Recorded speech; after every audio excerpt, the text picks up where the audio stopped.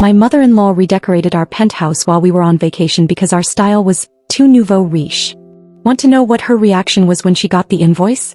I'm standing in what used to be my living room, except nothing looks familiar. The custom Italian sofa I spent 3 months selecting is gone. The abstract paintings I collected from emerging artists have vanished. Everything has been replaced with beige furniture and hunting prints. And on my marble countertop sits a handwritten note in my mother-in-law's distinctive script. Let me back up to 3 weeks ago before my world turned into someone else's Pinterest board. My husband Marcus and I live in a penthouse in the city's most prestigious building. We bought it 5 years ago after I sold my tech startup. Every piece in that home told our story. The emerald velvet sectional from our first successful funding round.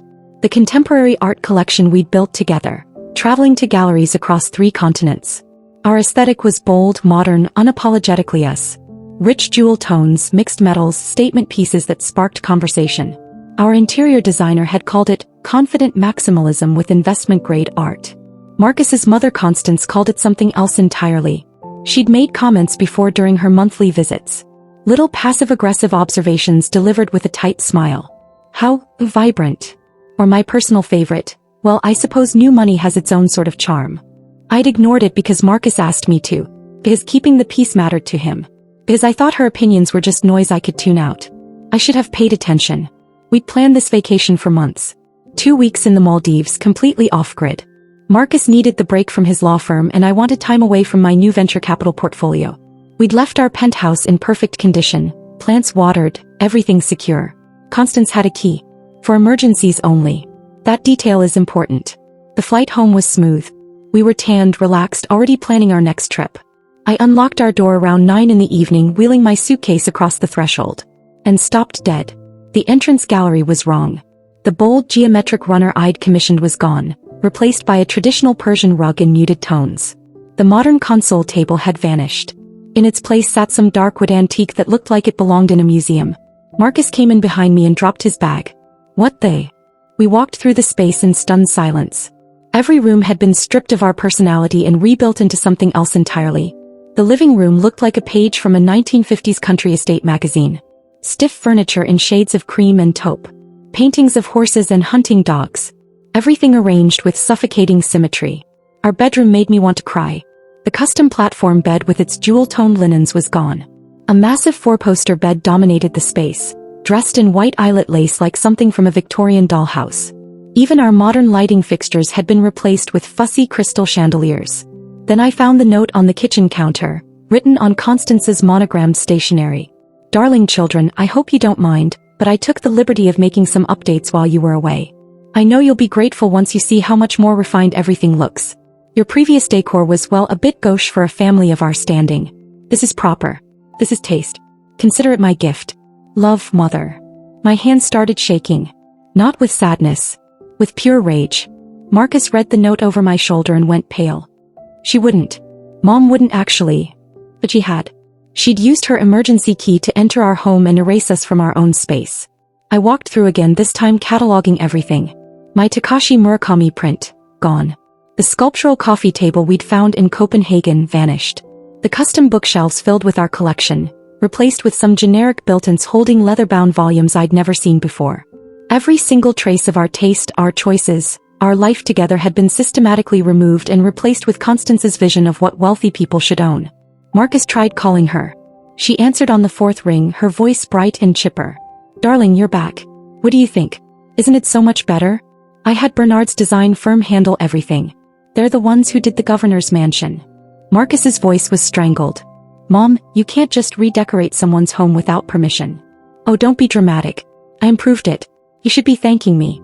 The old stuff was perfectly dreadful, no breeding at all. This is what true elegance looks like. She hung up before he could respond. I spent that first night pacing our unrecognizable bedroom while Marcus sat on the edge of that hideous 4-poster bed with his head in his hands. We'll fix this, he kept saying. I'll talk to her. She'll understand she crossed a line. But I knew Constance better than that. She didn't see lines. She saw suggestions that didn't apply to people like her. I didn't sleep. Instead, I made lists on my phone. Every item I could remember, every detail of how our home had looked before. And I started thinking strategically instead of emotionally. By sunrise, I had a plan. The first call I made was to Elena Rodriguez, the interior designer who'd originally helped us create our space. She answered at 7:30, and I could hear the shock in her voice as I described what had happened. That's destruction of property, Elena said slowly. Do you know where your original pieces are? That's what I need your help figuring out. Elena arrived at 9 with her assistant and a professional photographer. We spent 6 hours documenting every single change. Multiple angles of every room, close-ups of the new furniture tags, everything meticulously recorded. She pulled out the original design plans on her tablet, comparing them to what now existed. The contrast was staggering. I'm going to need to make some calls, Elena said. If your mother-in-law hired Bernard's firm like she claimed, they would have had to do something with your original furnishings. They can't just throw away hundreds of thousands of dollars worth of custom pieces. The next morning Elena called back. I found them. There's a high-end storage facility in Connecticut. Bernard's team documented everything they removed because they needed to protect themselves legally. I have photos, appraisal values, everything. My original furniture, art and decor was sitting in climate-controlled storage. Still tagged with my name. Still mine, just held hostage. Here's what this is going to cost to retrieve, Elena continued. Storage fees, transportation, reinstallation, repairs to any pieces that were damaged during the move. I'm estimating around $40,000 just for that. I opened a new spreadsheet on my laptop. Then I hired Marcus's colleague, an attorney named Jennifer Chin who specialized in property law. We met in her downtown office that afternoon. Jennifer listened to everything, taking notes on her legal pad. When I finished, she leaned back in her chair. What your mother-in-law did is called conversion. It's the unauthorized assumption of ownership over someone else's property. And because she did it to real property improvements and personal property with significant value, this isn't small claims territory. What are my options? Well, you could pursue criminal charges for breaking and entering, though that gets complicated because she had a key you'd given her. But the civil route is cleaner. We document every single item she removed, every piece she installed without your consent, and we bill her for all of it. Jennifer smiled, and it wasn't particularly kind. We're going to create an invoice that reflects the true cost of what she did. Not just the furniture retrieval. Everything. Over the next week, I became obsessed with documentation.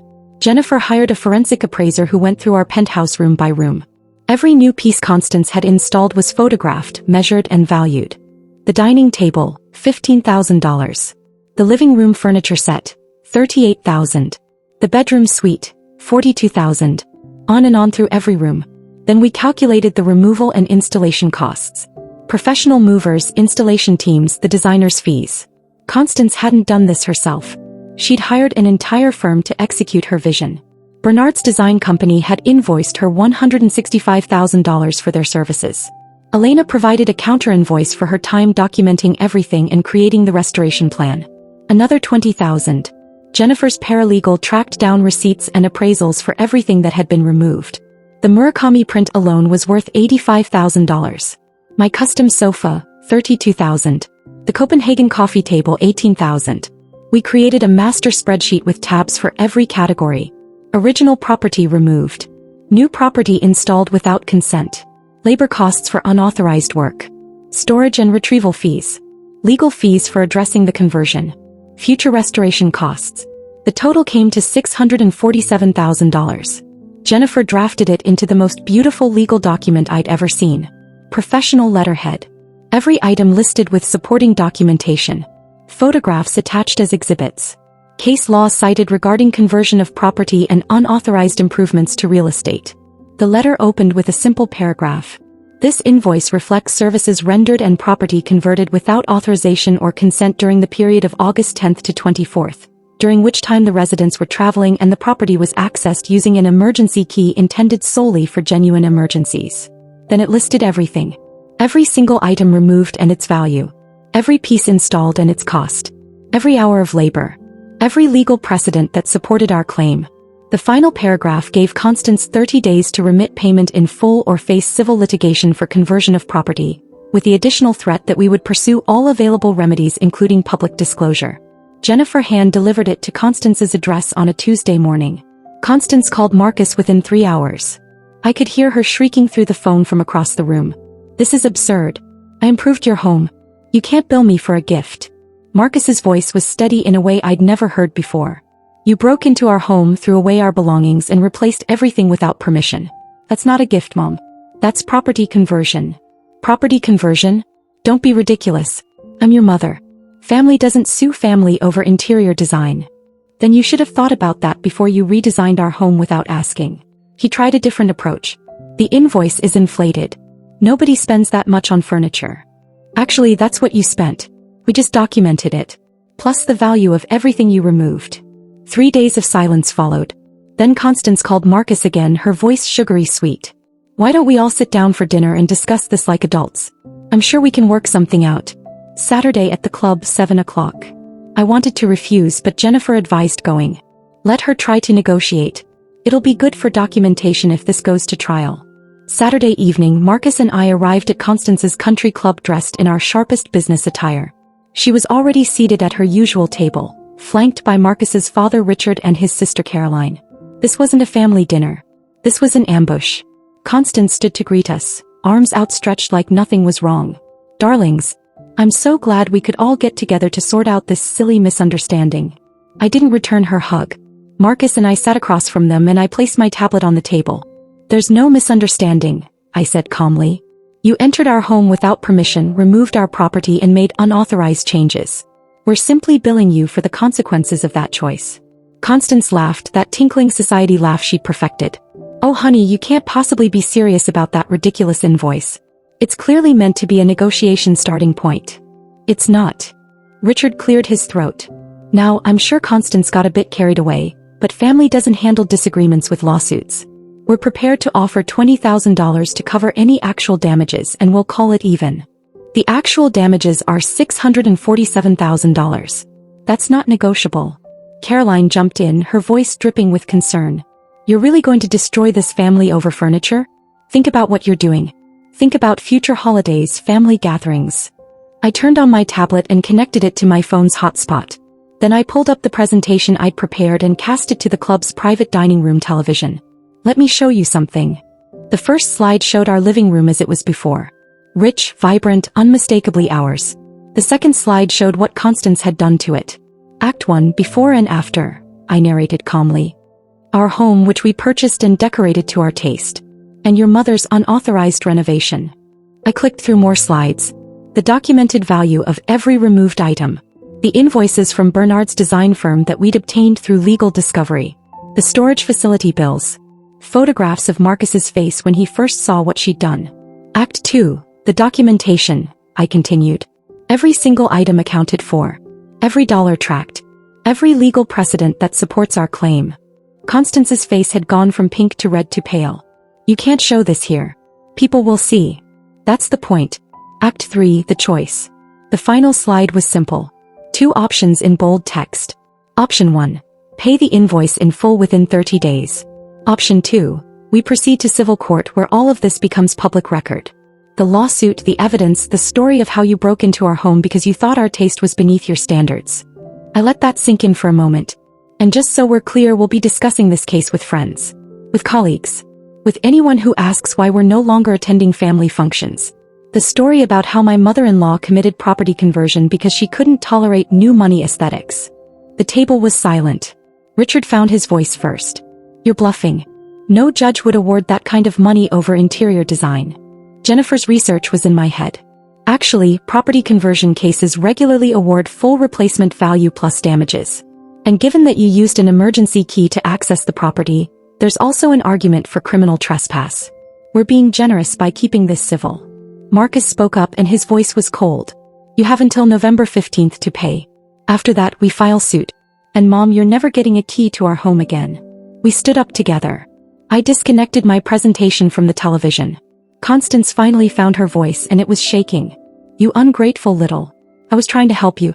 To give you class, breeding, taste. I paused at the table. No, Constance. You were trying to erase us because who we are embarrassed you. But here's what you're going to learn. Respect isn't bought with antiques. It's earned by understanding boundaries. You demolished ours. Now you pay for it. We walked out of that country club while 3 generations of old money watched in stunned silence. The deadline was November 15th. On November 14th at 4:47 in the afternoon, Jennifer called. The wire transfer just hit your account. Full amount. $647,000. Constance had paid. That evening, Marcus and I stood in our penthouse surrounded by all the furniture she'd installed. He looked at me and said, What do you want to do? I already knew. The next week, Elena and her team arrived with our original pieces from storage. But we didn't just restore what we'd had. We evolved it. With Constance's money, we commissioned 3 new pieces from emerging artists. Bold, contemporary, impossible to ignore. We expanded our art collection with works that made statements. We installed custom lighting that made every room feel like a gallery. The emerald sofa came back, but we flanked it with new accent chairs in deep purple velvet. The Murakami print returned to its place of honor, now surrounded by complementary pieces that created a whole wall of contemporary art. Our home became even more us than before. More confident, more intentional, more unapologetically modern. We sold every single piece Constance had installed. The traditional furniture, the hunting prints, all of it went to an estate sale company. We donated the proceeds to a fund supporting emerging artists from underrepresented backgrounds. The 4-poster bed brought in $8,000 alone. I have never felt better about a transaction. Constance didn't speak to us for 3 months. Then Christmas approached and she sent a card. Just a card with a formal note inside. I hope you're both well. Perhaps we could arrange tea in the new year. Respectfully, C. No apology. But also no defense of what she'd done. Just a tentative offer to rebuild on new terms. Marcus wanted to ignore it, but I suggested we respond with conditions. We met for tea in February at a neutral restaurant downtown. Constance looked older, somehow more careful. She didn't comment on my outfit or ask invasive questions. She just asked how we were doing and listened to the answers. Near the end, she said something I didn't expect. I was wrong about your home. It wasn't about taste. It was about control. I'm still not sure I understand your aesthetic, but I understand it isn't mine to understand. It wasn't quite an apology, but it was acknowledgement. We see her occasionally now. Brief visits, always scheduled, always with clear end times. She's never been back to our penthouse. I'm not sure she ever will be. But here's what I learned through all of this. Some people will always believe their way is the only right way. They'll dress up their control as concern, their judgment as guidance, their violations as gifts. The question is whether you'll accept that framing or name it for what it is. Constance thought she could remake our home because she couldn't accept who we were. She thought her taste, her background, her vision of propriety gave her the right to erase us. The invoice wasn't really about money. It was about drawing a line so bright and bold that she couldn't pretend to miss it. You do not get to enter my home without permission. You do not get to throw away my belongings because they don't match your aesthetic. You do not get to remake my life because you're uncomfortable with my choices. And if you try, you will pay for it. Literally. I'm sitting in my living room right now on that emerald sofa that started this whole thing. The Murakami print is glowing under its custom lighting. The new sculptures we commissioned catch the afternoon sun. Everything in this space is exactly what we want it to be. And that's worth every penny of that $600,000 lesson Constance paid to learn what should have been obvious from the start. My home. My rules. My taste. And if you don't like it, there's a very expensive invoice with your name on it. Thanks for listening to this whole saga. If you made it to the end, drop a comment about the craziest thing a family member has ever done to your space. I love reading your stories.